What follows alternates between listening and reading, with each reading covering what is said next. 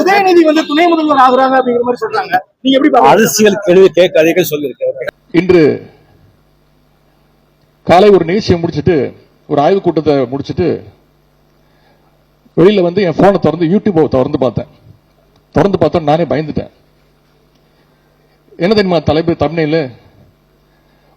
உதயநிதி துணை முதலமைச்சர் வேறாரா, Rajini super star Rajinikanth ஆவேசம்.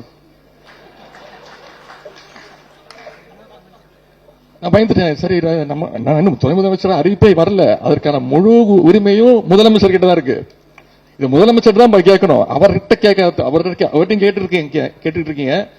ஆனா யாரெல்லாம் மைக்கு ரோட்ல போற வரவங்க கிட்ட மைக்கு நீட்டி உதயநிதி துணை முதலமைச்சர் உங்க ஒப்பீனியன் என்ன, உங்க ஒப்பீனியன் என்கிட்ட கேட்டீங்க. சரி, அவர் பாவம் படப்பிடிப்புக்காக விமான நிலையத்துக்கு போறாரு.